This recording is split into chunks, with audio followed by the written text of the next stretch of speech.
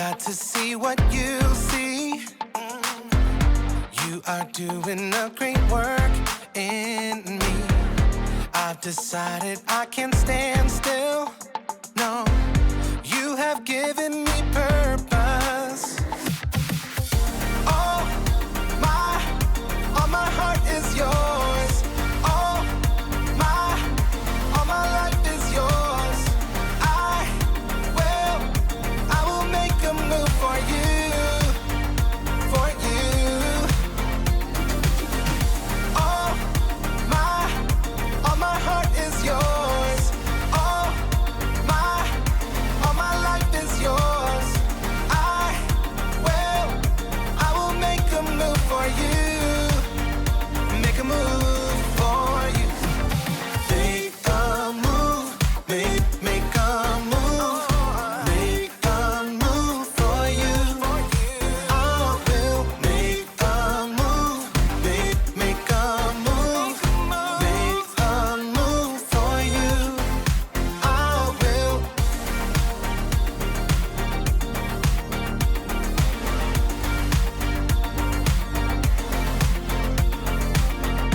I'll take up the call to serve you. You have given me a job to do. I wanna love the world just like you. Yeah, you have given me purpose. All my heart is yours. All my life is yours. I will make a move for you, for you. All my heart is yours. All my life is yours. I will make a move for you. Make a move for you. Make a move, make a move. Make a move for you. I will make a move, make a move. Make a move for you. I will.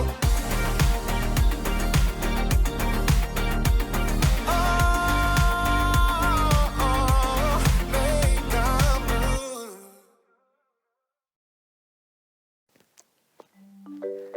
Hey, welcome to Story Lab.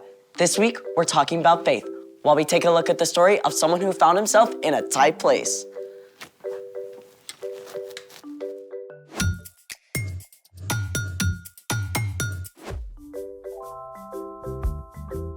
Hey, I'm Skylar. And I'm Sebastian. We're talking about faith, which is trusting in what you can't see because of what you can see. I see something really cool. What's even more cool is what you can make with these. Well, what are they? Mosaic tiles. Oh, for like stepping stones and stuff. Or for some of the most amazing art in the world. Let's move. This is Parc Güell in Barcelona, Spain. That whole long wall is just full of mosaic tiles. Yep, including this little guy. Aw. And check this out. Wait, is that a staircase? Yep, the 16th Avenue tiled steps in San Francisco. It's like walkable art. You have to look down for this one too. Okay, that is epic. Exactly. It's the Great Pavement of the Westminster Abbey in London, England. King Henry VIII commissioned it to show the story of creation. This is a close-up. It's about 750 years old. I wonder how many feet have walked across that. Millions and millions, I bet. All right, now I'm itching to create. That's great, but first, we have a challenge. A sticky one. Which is? We gotta figure out which glue to use. Then, Let's do it. So what have we got here? Exhibit A, your classic school glue. Exhibit B, hot glue. You need to stick with a grown-up to use a hot glue gun.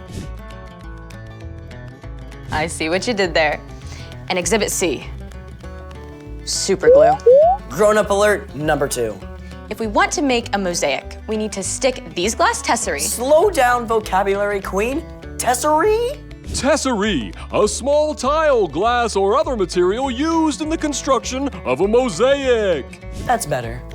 We need to stick these glass tesserae to this tile base. So, we're gonna test each glue to see how well it sticks the tiles together? You got it. A good glue has both strong adhesion and cohesion. You just did it again. Adhesion is the ability of a glue to stick to a surface. Cohesion is the ability of a glue to stick to itself. I guess that makes sense. If the glue doesn't stick to itself, then you just get two separate layers of glue paint. Bingo. So let's stick to it. Up first, school glue.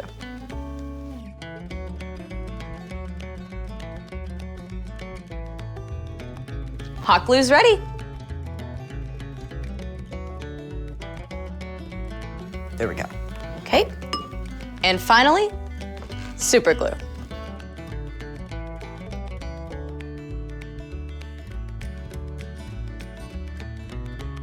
Now we could sit and watch the glue dry for 10 minutes. Or we could do this.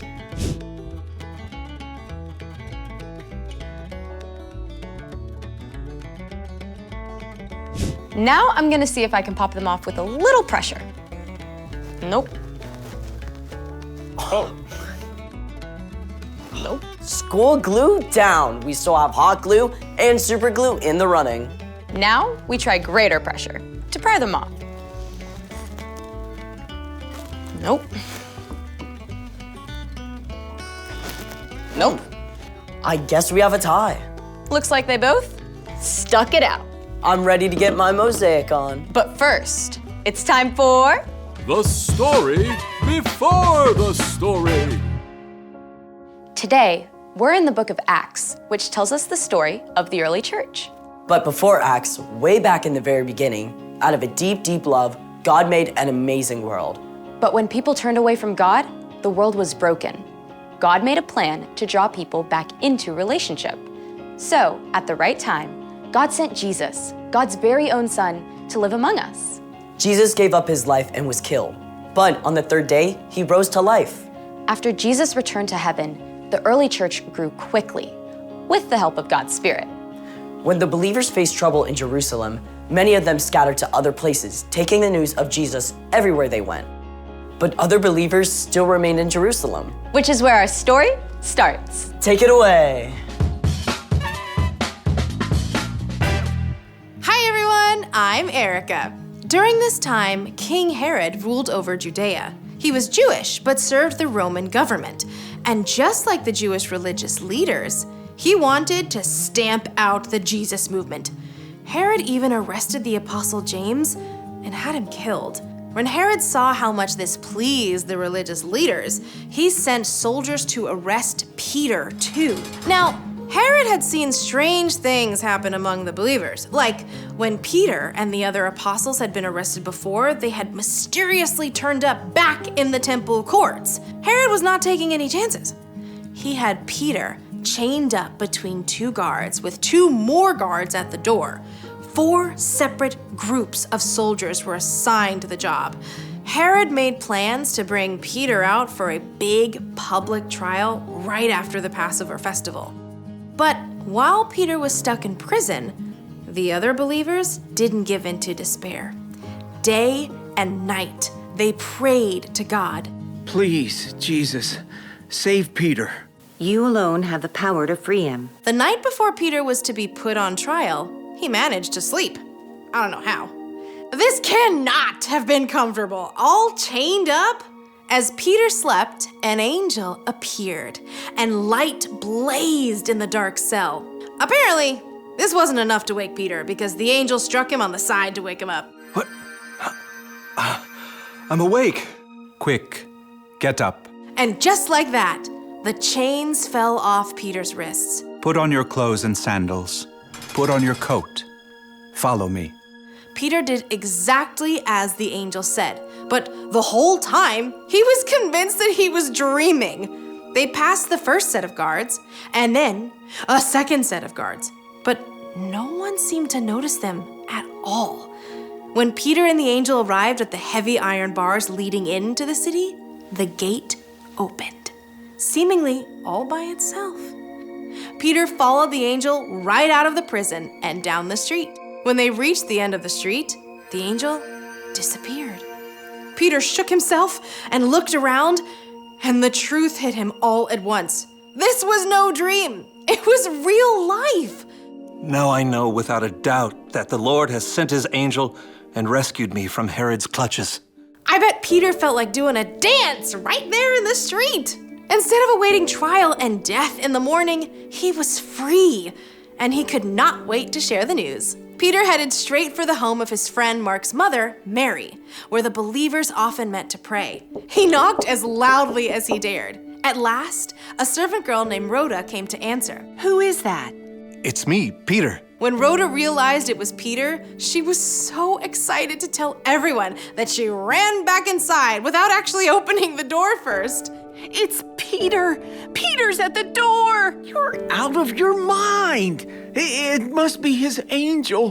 But in the midst of this debate, Peter kept knocking. When they finally opened the door, they were absolutely amazed to discover that it actually was Peter. There was a huge commotion, but Peter signaled for them to be quiet. Then he explained the whole story. Tell the other believers about this. After sharing his story, Peter left the believers. In the morning, the prison guards were shocked to discover that Peter was gone. They searched everywhere, and when they couldn't find him, Herod was so enraged he had the guards killed. But in spite of all this, the early church continued to grow.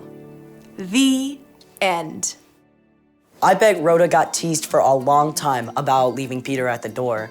You pray so hard for something, but sometimes it can still be a surprise when you actually get it. So, what's our part in the story? Well, you may never end up in prison like Peter, but there will be times when you feel completely stuck with no way through. Maybe you've studied and studied, but you just can't seem to understand math. Or you've been trying really hard to be kind to your younger sister, but every time she bugs you, you can't help from snapping at her. I remember when I started at my new school, it was really hard for me to make new friends. I felt so alone. It's tough feeling stuck, but when you're in a place like that, you can be certain of one thing. No matter how frustrated or alone you feel, God is right there with you. When you ask God for help, God promises to provide patience, perseverance, encouragement, and hope. And sooner or later, you will get through it. That's what I like to hear. For sure. See y'all next time. Bye. So here's the thing. God is with you, even when you feel stuck. I've been trying to imagine what an angel might look like. Me too. Think we're anywhere close? I think if we actually saw an angel, it would blow our minds. True story. Thanks for joining us in the Story Lab. See you next time.